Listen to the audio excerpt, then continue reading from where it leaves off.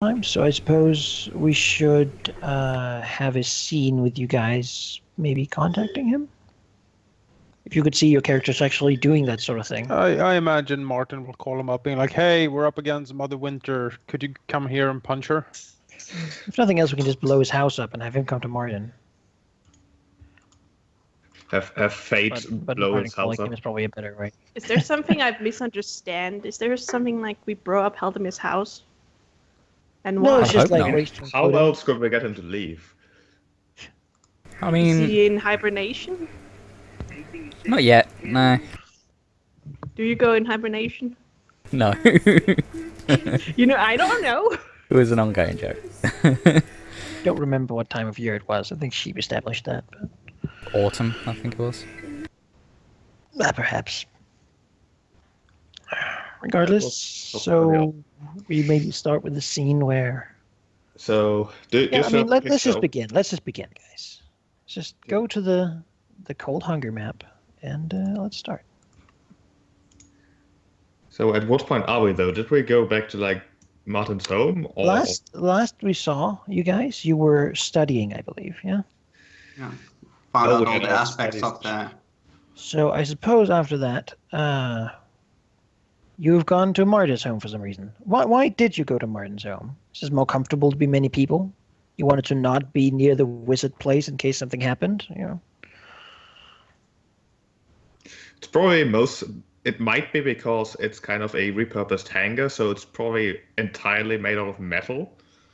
And maybe Felix suggested that, like, hey, your house is made out of cold iron. Wouldn't that be a great place to be? Sure. It hasn't loaded the background for me. I don't remember how to the read. image? Yeah. Yeah, the image is yeah. Let me just. Oh, There we go. I was like, oh Because no, I it's don't set remember how to to be- reload. Because the Martin player play a lot of rated basketball? set to be a player. Yeah, That's we also we're all like, oh my god, look at that.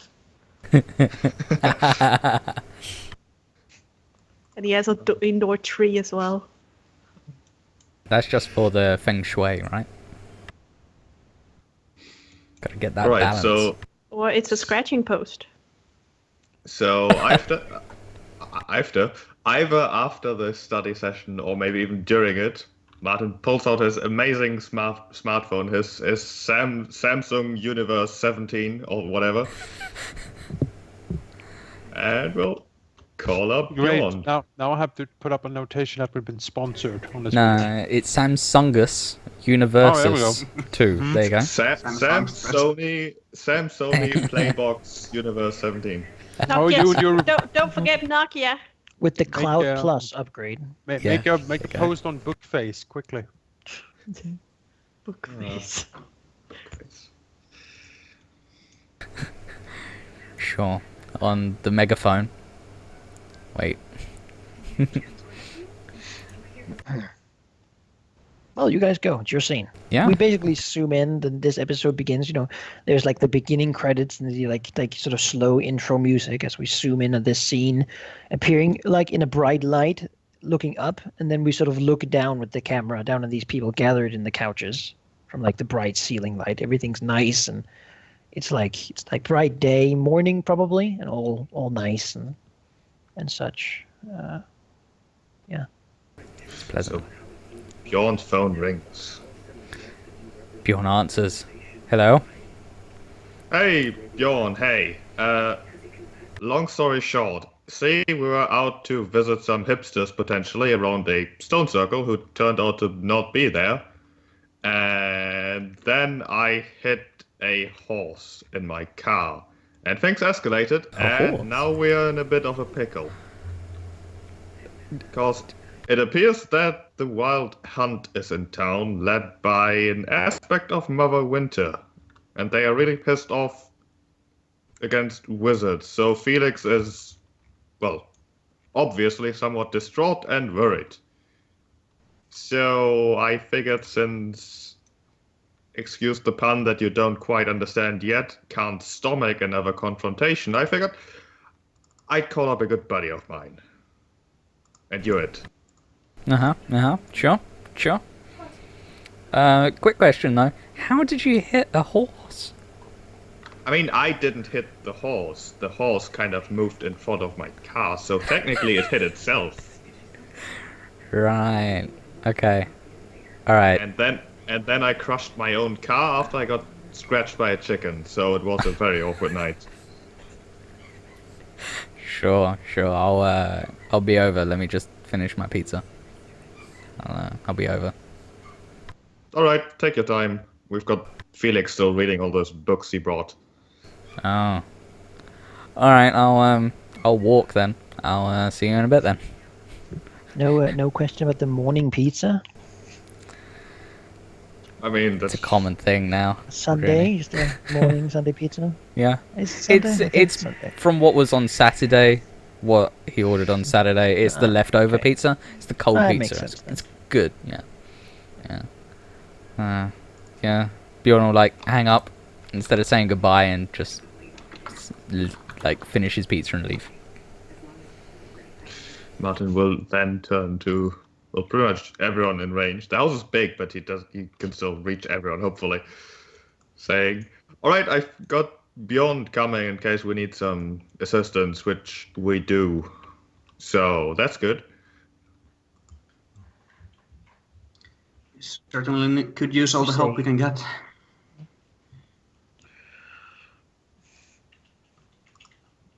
All right, people continue doing what they're doing, and we then like do like a cut scene to seeing basically Bjorn like walk out of his house, wiping his mouth with the back of his hand, walking out, looking around a sunny day. As the streets are very quiet in Berlin, even though it's morning, it's Sunday. We see, then snip back to see like more reading and taking notes and tea brewing, and then we switch back as he passes over like the bridge of the Spree. We switch over and sort of do a slash cuts between the people walking.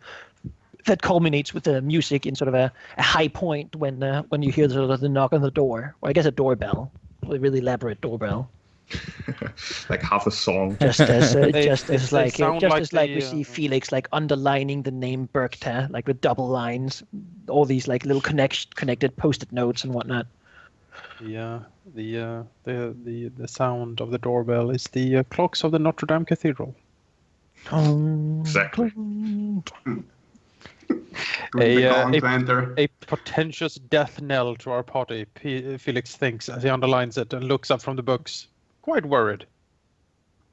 I think that Mother Winter aspect Mrs. Children would not ring the doorbell, so it's safe to assume that that's probably gone. Good timing. I just ready to tea. As Bjorn comes out of the bathroom. I don't know where the front door is in this place. That's the Door's over front. here. Oh, it's okay. No, we just- All right. Oh, that's the front door? There's a door That's there. the front door. I guessed it's a I missed door. that. And that's the bathroom. I accidentally went out, so I was like, wait a minute, this is not the shower. That's not people do it. That's not how people do it. Wait a minute. All right. Well, we see then. I suppose Bjorn does the walk in. You see the kind of guy who rings it and then walks in. Yeah. All right. Is it locked? I mean, the door is one of those doors that you're not really supposed to be able to open from the inside, but with enough of a supernatural push, it'll just open. He So- he kind of like presses the doorbell while in the same movement grabs the door handle and pushes with his body. It's- Dung, dung, dung. Thud. As the door sort of whines a little as it's forced open. He kind of looks back at it and like looks into the main room and says, "Yeah, I'll pay for that one." Don't worry about it. Kind of walks over all the way around the sand pit that seems to be there. Takes a casual seat. Shin points at like a teacup, offers him some tea. Bjorn sniffs it. Let me sort of look at this scene. Maybe Tia comes out of the bathroom at this point. What does everyone look like to Bjorn as he sort of walks in? Martin wouldn't look in too great of a condition. Maybe like bits of the bandage he has around his stomach quite visible. Just kind of slouching in his most comfy like sofa chair. sinking into it like a beanbag. Felix looks very tired. He has been reading most of the night. A little bit red-eyed. His favorite Led Zeppelin T-shirt is still ripped up, and a bandage is visible on his stomach as well. And he makes slight pained grimaces as he leans forward and back, looking at the different books. His staff is leaned against the sofa right next to him. He sips some tea very gingerly. Yeah, Shin has just a small bandage on the arm. He got a small cut in and just healed pretty nicely. As he takes a cup and goes over and takes a free seat. Kind of eyeing what Felix is reading right now. Seemed to be some sort of folk tale from the Brothers Grimm. Oh dear. Tia will come out with her hair standing up everywhere. It looks like she's shaking herself dry. Still in the clothes that she got from Martin. Mr. Brown, sorry. And she'll sit on the floor. Combination of You're muted. You're muted. Or like a combination of clothes from a spring break sorority girl and like a female, like a lady lawyer, basically. A strange combination of styles. She just got a big T-shirt and she was like, "You don't have any sweatpants?" No. Oh. So yeah. I don't even know what that is. Oh. Maybe it's a big T-shirt that has some New York City thingy on the chest, and then jazz pants. Jazz pants. Yeah. It's all about the ladies. What does Bjorn smell like? Smell like? He must have an interesting smell. He smells all of the testosterone. He's a bear. He smells steroids. Yeah. Smells like steroids. Would she be able to tell by his smell that he is also a bear? Does he smell like bear? He probably does because he works with bears. He smells like bear. So he constantly smells like Smells bear. like most a likely. bear. If you want to, you can do a lore check to figure out if he's supernatural of some kind. And honey. And picnic baskets. And cool pizza. Where does he smell? Yeah. Honey pizza. Honey pizza. Pineapple pizza. I don't think that would be enough to spot his abilities just from smelling him. But yeah. But he smells like bear. I know that much. There could be What does- many good reasons. Well, after Tia's just had a shower, she wouldn't smell like anything other than soap. Like whatever soap that Martin has. Yeah. Probably really expensive soap. Oh, Super yes. expensive soap. Handmade French. Yeah. Well, she'll look to Bjorn and nod and say, "I'm Tia. Who are you?" He'll smile and say, Bjorn, Nice to meet you, Bjorn. nice to meet you. So, who aspect of Mother Winter? So it's a bit complicated. Let me try to give you a better summary than I did on the phone. We were coming back from an investigation that led nowhere, apart from showing us the remains of what our hipsters leave behind. On the way home, we got, I don't know if I suppose I hit something or we were ambushed, but the next second we were fighting, among other things, tigers made out of shadows, a transparent tiger, a big monstrous cold ice thing, and a goblin on a horse. And of course, two fairy-like things on armored chickens. So that should give you a good idea of how weird things got. Suffice to say that the big cold thing managed to almost kill me in a single swipe. And I don't mean me as I stand here, but you get the point. It was a mean thing. presented me with yet another reason why I should buy a tank. But after that, we tried figuring out what the hell was going on, because the thing had a big problem with wizards in general and said something about children and whatnot.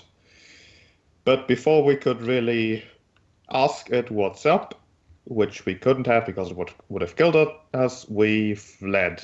We flew away, quite literally. Landed on a house when I got a phone call, which was awkward, but things are like they are. And it was Mr. North, some sort of figurehead of some organization or another, who said that he knew that I was one to handle things, and he had a sort of murder at one of his warehouses or storage places. And that was strange. So, yeah, there was also a police officer who was investigating said storage place. And Martin kind of shakes his head. It's complicated. I haven't quite been as conscious at it as I should have been after I got my belly ripped open. No? Felix snorts. And more importantly, my T-shirt. Yeah. It's one of a kind, Martin. You can't buy this. I got it on that concert. Can't buy it. Felix, have you heard of eBay, I wonder? The internet? You can... You know, if you say something can't be bought, I'll take that as a challenge, Felix. Felix frowns. I don't know. I don't know what the eBay is, but I highly doubt. And then he sort of stops himself. Oh, right, yes. Well, upon arriving at the policeman's house, we found him not, but we found the remains of him. He seemed to have been brutally murdered by ghouls. We also found a pack of ghouls at the crime scene. When we went there to look, apparently they were there at the behest of what was his name? Crip, Flick? Flaky, I believe. Flaky, yes, thank you. From Mexico. Flaky from Mexico. Who is apparently new in town and is doing a lot to mess things up. And he seems to be the main bad guy behind all of this. The big monster that attacked us is, in fact, an old alpine pagan goddess of beasts and children. She is called Berkta and is known as the Winter Mother, the Belly Slitter, and is one of the Winter Gruffs. I can confirm at least one of those things.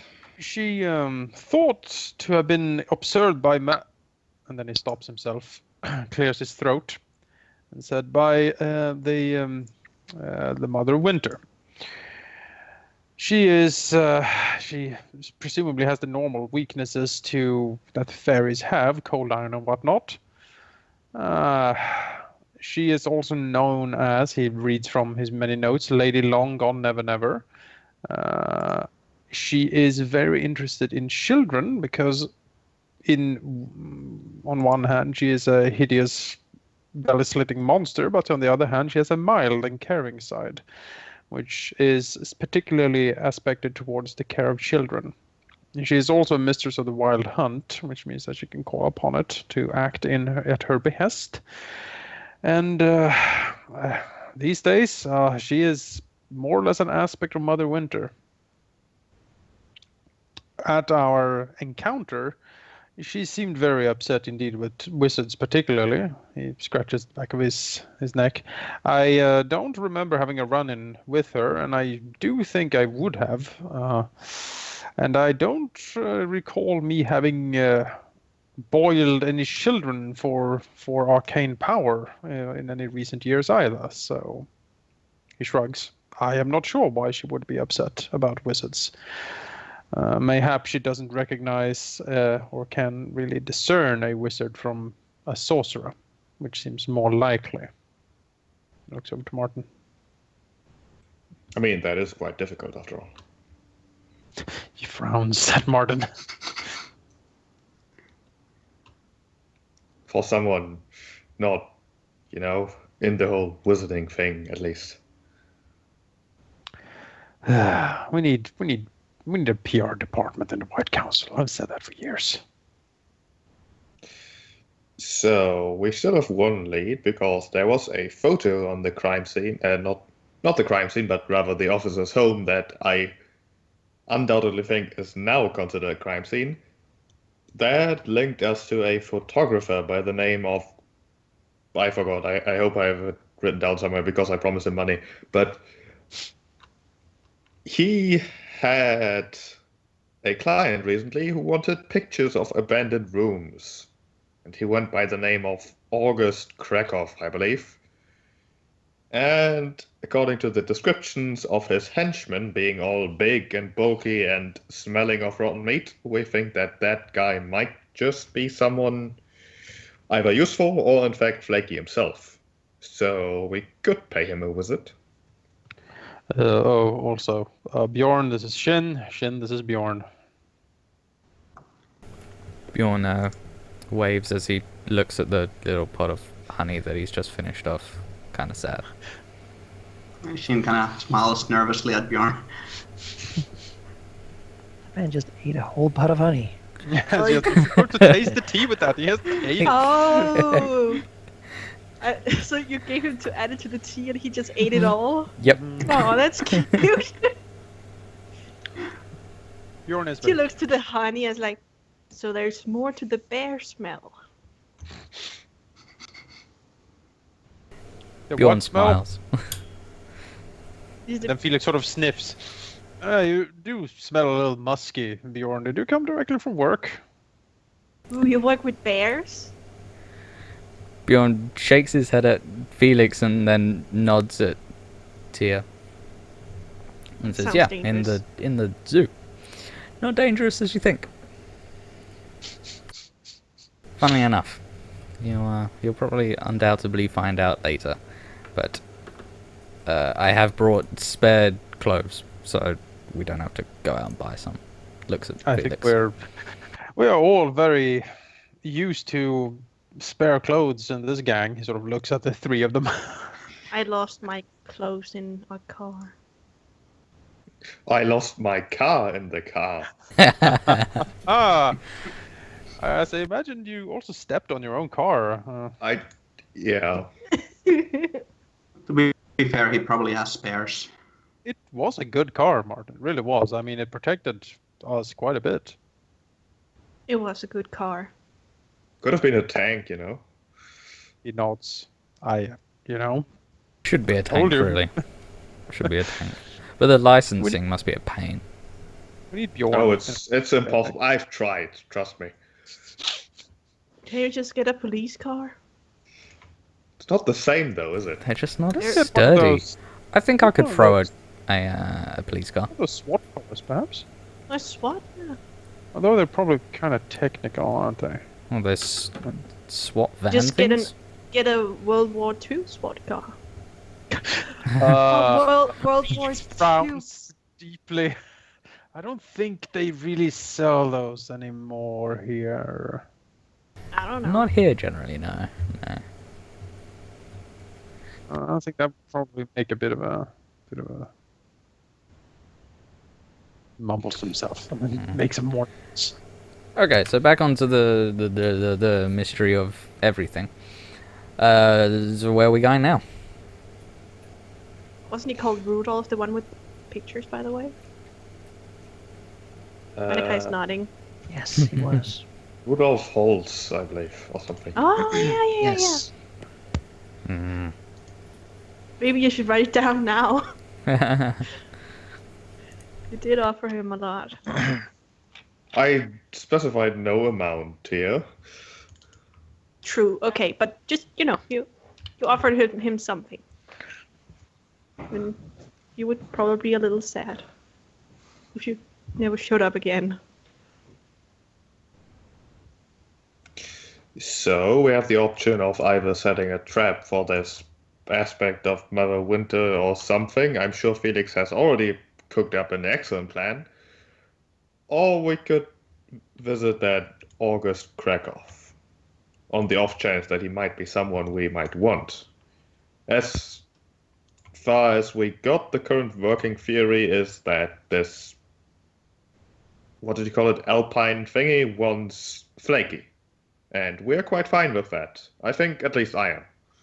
It at least attacked Flake is, or one of North's storehouses. It's difficult to say exactly, but from what we saw that thing do in battle, I'd rather not face it again if we can help it.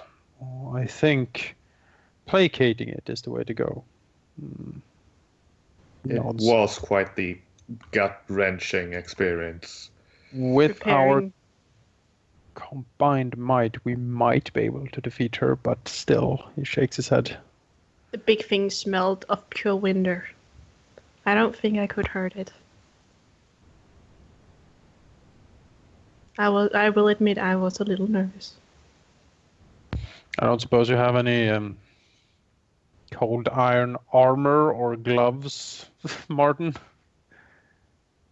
Not in any useful size, at least. I could probably find one for you and Shin, but... I could probably make a few pieces myself, but that would take quite amount of time. Yes, time we don't have, I think. Perhaps Exactly.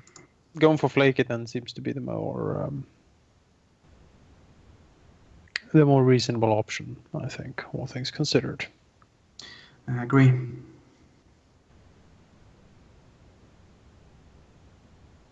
I agree. Besides, the things that Flaky has done doesn't seem like a person who should let freely around the city. No, he seems to be quite fond of throwing his weight around, and when you push in my city, you get pushed back. He nods. If we can take him out before he grows roots, that would be preferable, yes. All right. That is decided then.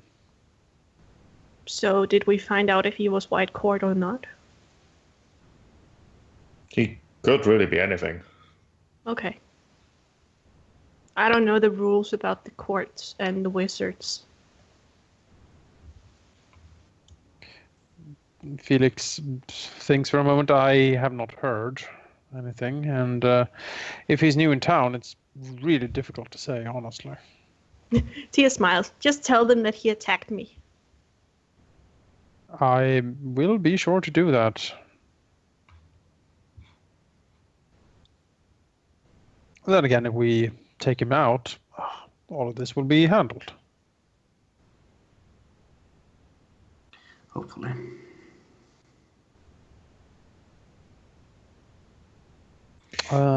Did we have an address? I don't think we specifically had an address. Yes, we did. I think, Malachi? What address are you looking for? The address where Rudolf Holtz was told to deliver the photos to. From, Yes, August an Krakow. Do have an address. Right. Let's take yet another car and see if that one survives. Which car do we take? I guess the one The coldest. Coldest car. Biggest. So the coolest. Most. The coolest. That's a huge truck.